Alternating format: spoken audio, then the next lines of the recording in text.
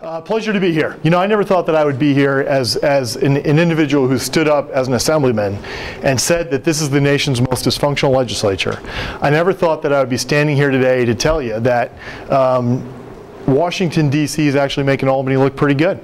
I mean, if you think about what has been accomplished across the divide, that you have a Republican Senate working with a Democratic governor, and the things that have really been accomplished this year.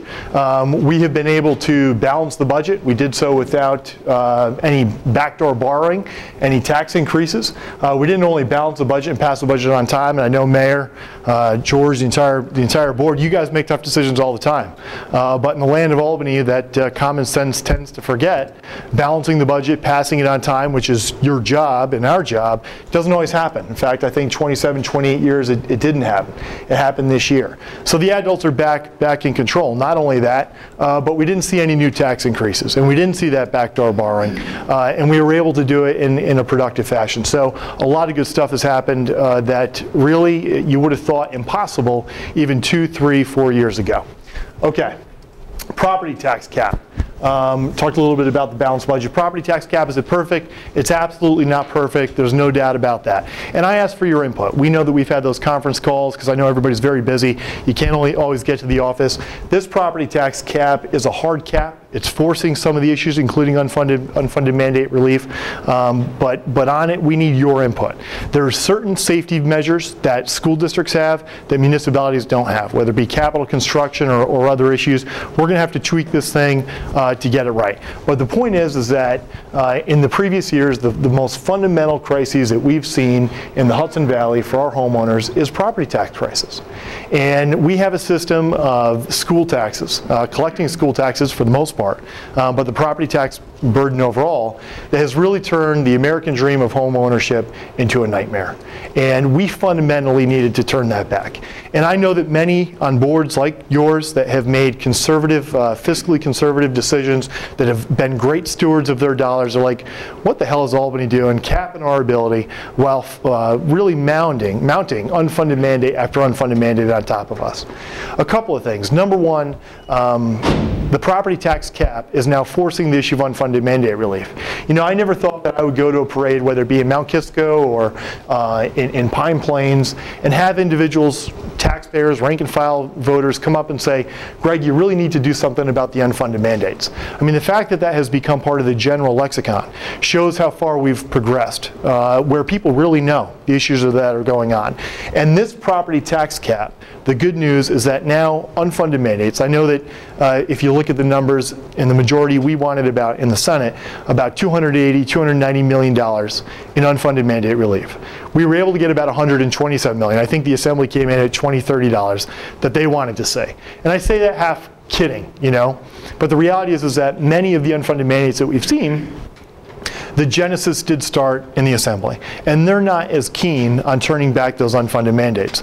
So in order to stop literally the waterfall that was coming after you every year, this tax cap has done that. Democrats, Republicans, upstate, downstate, New York City, Westchester County, everybody has heard the cry, not only from the community, but also from local elected officials, do something about unfunded mandates. So was enough done this year? On the unfunded mandate front, no. But I think, thank God, we are now having a conversation. And because of the people that are in charge, and because of the dialogue that's going on, we now have a framework and a platform to actually get good stuff done. And I think you're going to see that done. What's next? We hit that one? On the MTA payroll, I think MTA payroll tax is next. We do that. You know, the governor had 3 major priorities this year. Number one, outside of the balanced budget, which was extremely important. Number one, property tax cap. Number 2, ethics reform. And number 3, marriage equality. And I'll say one thing about marriage equality. No matter where you stand on the marriage equality issue, really, democracy happened. The reality is that in years past, and let's remember that it was a Democratic majority that was incapable of getting that bill passed. In our Republican conference, there were individuals who would have liked to have seen that bill stopped. Absolutely stopped. And it would have been possible, past conferences would have allowed a small minority to bottle up that bill and not allow that bill to come to the floor. That's the way old Albany worked. And there were individuals and there were forces that would have been very happy to see that happen. Instead, what happened is democracy happened. That bill came to the floor, it had the votes, and it passed. You would never have seen that type of democratic action taking place in Old Albany. And the reason why I give you that as a framework is because if we're going to have a relationship based upon mutual respect, as a legislature and with the governor, where we're going to deal with tough issues like pension reform, the repeal of the MTA payroll tax, it's going to take a serious conversation. You're his mayor. You're the governor's mayor, right? He lives not far from here. And this governor has possessed and shown an uncanny ability, and I think that a lot of it has to do with the fact that he was in that governor's mansion when his father was governor, and he has seen some other lackluster governors. He's been at the federal level, he's been at the state level, he has seen the worst of politics, and he's seen the best of politics. And he does not walk into that room with rose-tinted glasses. But he also harks back to a time when, as government officials, people looked at us a little differently. Congress's approval rating, I think, right now is about negative 18%. Public officials overall, I mean, you know, they talk about politician being a dirty word. And yet, I know the blood, sweat, and tears. I don't care what party you are. When you put your name on that ballot, when you get elected, your family's there, your entire livelihood is there, and you give much of that up and you sacrifice much of that. And unfortunately, we live in a time now where that's not necessarily respected. And the governor has worked with this legislature to try to get a little bit of that back. And I think we're starting to do that in Albany. On reforming Albany, look, we know all too well. We had the former senator, I said it, look, there's good and bad in everybody. And our former senator accomplished a lot of good. He did a lot of good for this community. He did a lot of good in the communities that he represented. But in Albany, there are a small group of individuals who have turned shifting around large sums of money into a professional sport. That's the reality. The loopholes that were closed this year that used to allow a Mack truck to drive through them wouldn't have happened before. I know it sounds like common sense, but now if you're a public official and you're convicted of a felony, you won't get your pension. That's common sense, but it took an awful long time to get done. We got that done this year. On Homeland Security, it's my honor to be the chairman of the Homeland Security Committee, which includes Veterans Affairs, Military and Naval Affairs. We held a hearing in New York City a few months back. You may have read the news accounts where I got a couple roses and chocolates and death threats. Anyways, but some people focused on a very small section of that hearing. But I'll tell you what, 10 years after 9/11, we're still not where we need to be. And as New Yorkers, that's a scary reality. When we went to the Port Authority bus terminal, the busiest bus terminal in the United States of America, one of the busiest bus terminals in the world. I went with Eyewitness News. We went under that Port Authority bus terminal. We could have driven 20, 30 buses in and out. We went down the wrong way many times. We went, left and right when we should have went forward and back. We went forward and back when we should have went left and right. They let us to do whatever the hell we wanted to do.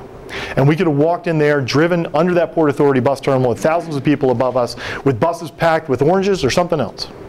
And we drove by guard shacks that were constructed after 9/11 that were absolutely unmanned. After our hearing, and the Port Authority is a tough institution to shame, it's nearly as tough to shame as the MTA, those shacks are now manned. It shouldn't have taken that hearing to do that, but we've seen a little bit of progress. Another example, and there are many, El Al Terminal, JFK, at JFK, that air train that goes right under El Al, which for those of you, everybody knows El Al flies back and forth to Israel every day at Tel Aviv. 99% of the time we found out that air train is completely unmanned. You can get on it with any number of bags, anything in those bags, 99% of the time. Well, you're never checked. Your bags are never checked.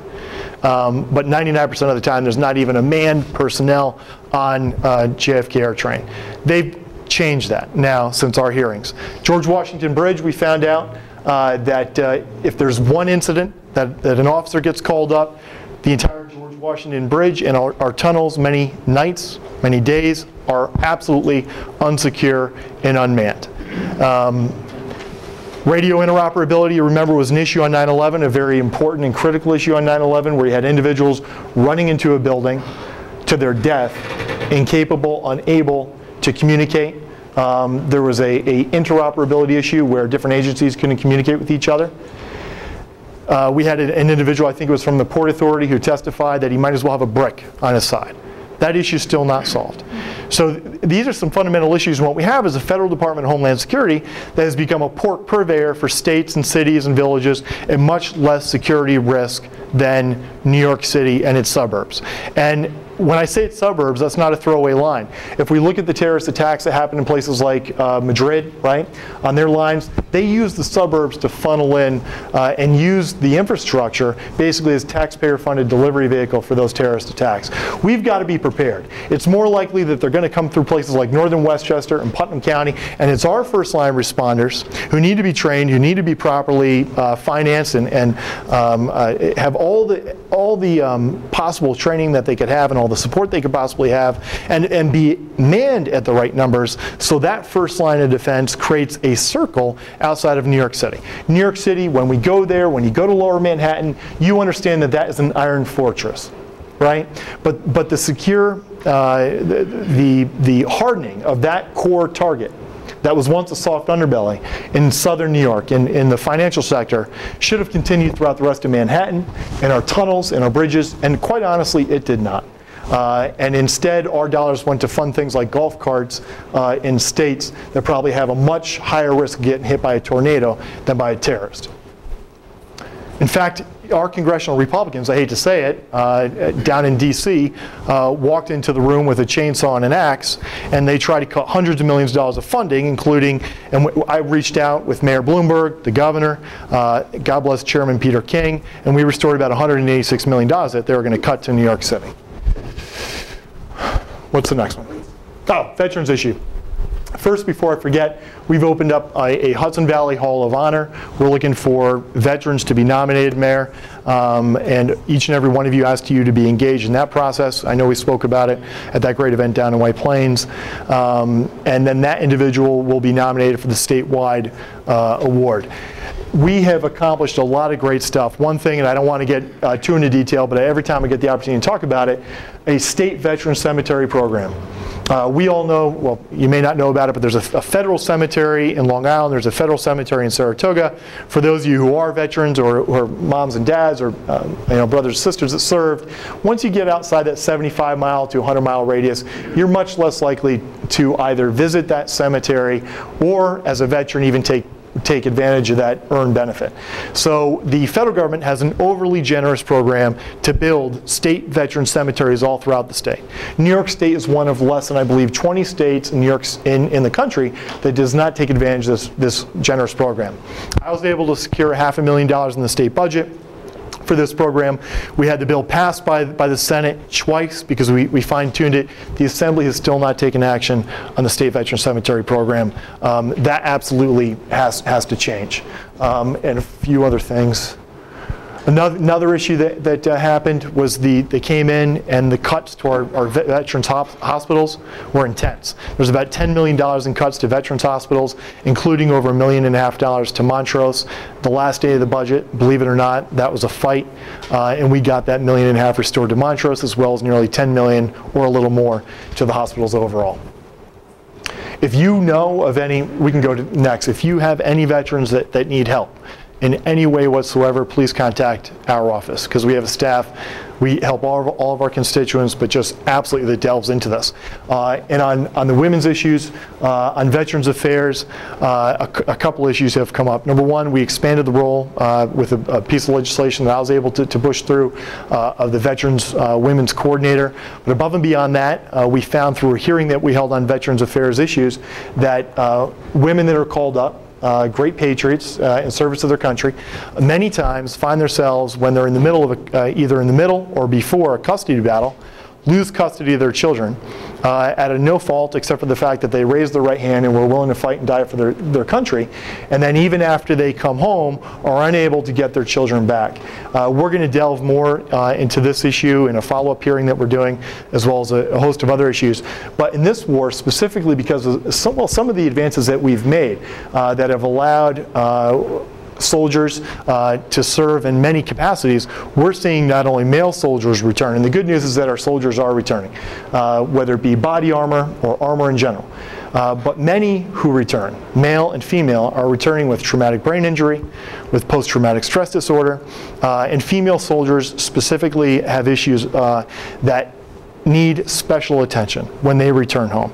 And we need to make sure that that safety network for all of our soldiers exists in the community. Because when a soldier returns and they go to that county Veterans Service Coordinator, that many of them get $5,000, $7,500 a year from the county to run that office, which in and of itself is an atrocity. That's the first line defense for these returning patriots. And sometimes they're walking into those county office buildings or into the local government, and they're really not getting the services that they need. We also were able to secure $50,000. I mean, that sounds like a lot, but this environment, it was our top member item from my sister's place, which I know many of you know here in Westchester County. They do a lot of great work and trying to close some of the loopholes that are actually forcing battered women on a timetable out of the shelters that they exist now because of a per diem reimbursement rate. Animal rights, this is my dog. I do not pay this animal only to be with me during photo shoots. It truly is my dog. She's beautiful, she's loyal. She matches everything I wear, so she's the love of my life. We held Animal Advocacy Day in New York with my favorite wild and furry assemblyman, Jim Tedesco. And if you ever met him, you know what I'm talking about. We passed a bill to make it a crime to benefit or to actually watch dogfighting, and I'm fighting very hard for a bill to eliminate puppy mills in New York State called Charlemagne's Law, which we've been pushing very aggressively and hope to get done next year. I skipped over the MTA payroll tax, which I think is critically important. The three priorities that I laid out, property tax cap, ethics reform, and marriage equality were the governor's priorities this year. I believe, in speaking with the governor when our conference has had that opportunity, as well as speaking members of my conference, that we will see a repeal of the MTA payroll tax next year. I think it'll be a phased repeal. I introduced a bill with Senator Lee Zeldin. It passed the Senate. It represents about $841 million in savings. It starts with employers under 25. It pulls in municipalities on that same timetable and school districts. The problem with tax increases, what some people call revenue streams and some people know as tax increases, is this. That MTA payroll tax now represents $1.5 billion in revenue to the MTA. Now, Jay Walter has accomplished a great deal in his short term. He wasn't exactly popular with the rank and file because of the changes that he instituted. Hopefully that's phase one of a whole series of new changes to the MTA. We're talking about corruption in an authority, including mob infiltration at their headquarters down at 2 Broadway. I have continued to fight for forensic accounting of that MTA. But that $1.5 billion, you know, in governing, has to be filled. And that's why I think that this is going to be a priority. We'll get it done, but you're going to see a phased repeal next year. That's it, and I'll open it up to questions because I know your time is limited, but I thank you, and it's an absolute pleasure to be here.